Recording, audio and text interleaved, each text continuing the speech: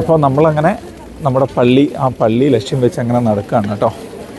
അപ്പോൾ പോകുന്ന വഴിയിലുള്ള ഇവിടുത്തെ കാഴ്ചകളൊക്കെ നമുക്ക് കാണാം.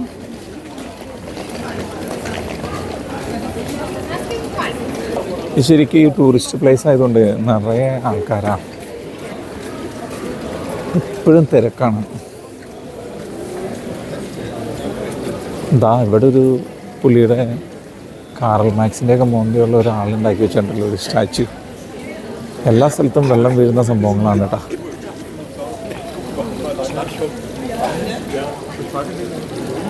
ഇതെന്തൊരു പഴയ ആളുടെ ആണ്.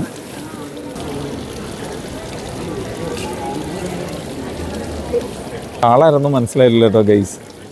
എന്തായാലും സംഭവം കൊള്ളാം. കിടുക്കാച്ചി സ്കൾപ്ചറാണ് എന്തായാലും. ഇതിന് ചുറ്റും ഇതേപോലെ തന്നെ കടകളാണ്. അങ്ങനെ നമുക്ക് അടുത്ത സ്ഥലത്തേക്ക് പോവാം. അങ്ങനെ പള്ളിയിലേക്ക് നമ്മൾ എത്തിക്കൊണ്ടിരിക്കുകയാണ് കേട്ടോ.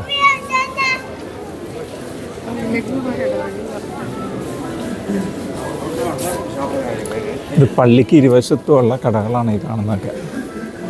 അടിപൊളി കേട്ടോ, കിഡു സാധനം. ഇത് ഈ കൊച്ചു കൊച്ചു മിനിയേച്ചർ, ഇവിടുത്തെ ഈ പഴയകാല വീടുകളുടെ മിനിയേച്ചറുകൾ ചെയ്ത് വെച്ചിട്ടുണ്ട്. നല്ല രസമുണ്ട്. പക്ഷെ എൻ്റെ അമ്മ ഭയങ്കര രസമുണ്ട് കേട്ടോ.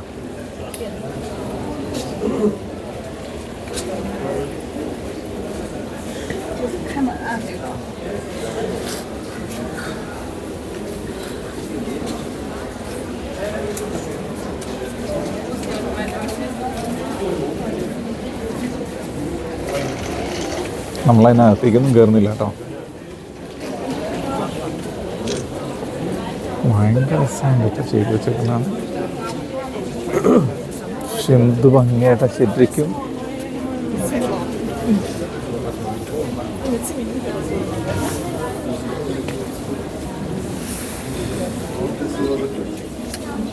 കട നിറയെ എത്ര സാധനങ്ങളാണ് കേട്ടോ.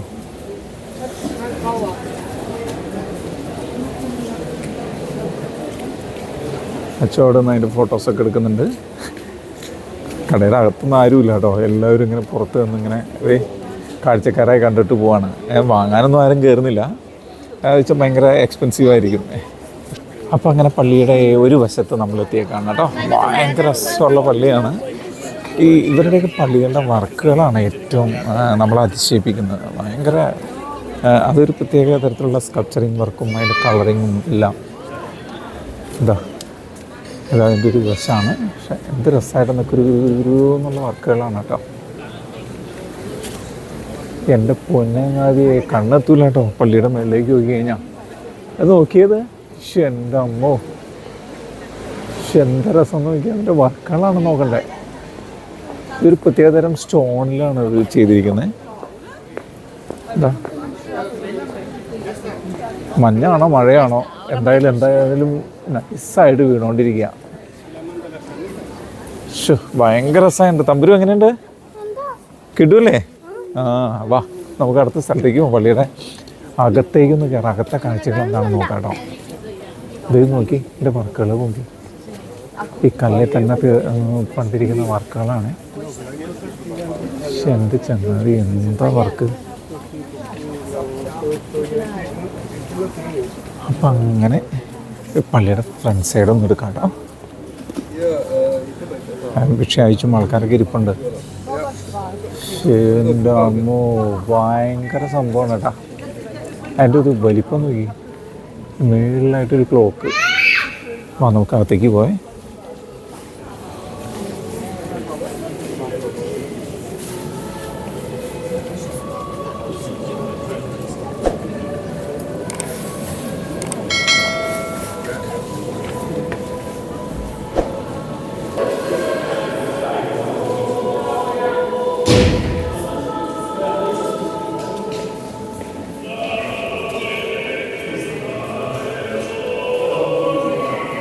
അവിടുത്തെ ചരിത്രമൊക്കെ എഴുതി വെച്ചിട്ടുണ്ട്.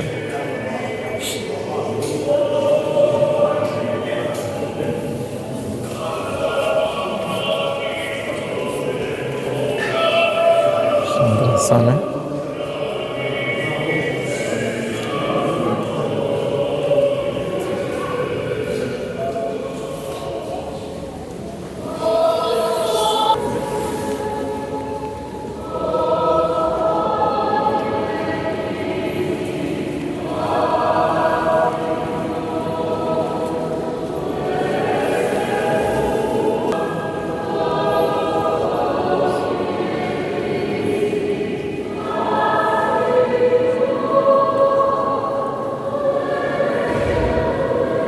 ഫ്രാങ്ക്ഫൂർട്ടിലെ പ്രധാന ദേവാലയങ്ങളിലൊന്ന് സെൻറ്റ് ബെർത്തലോമിയോ.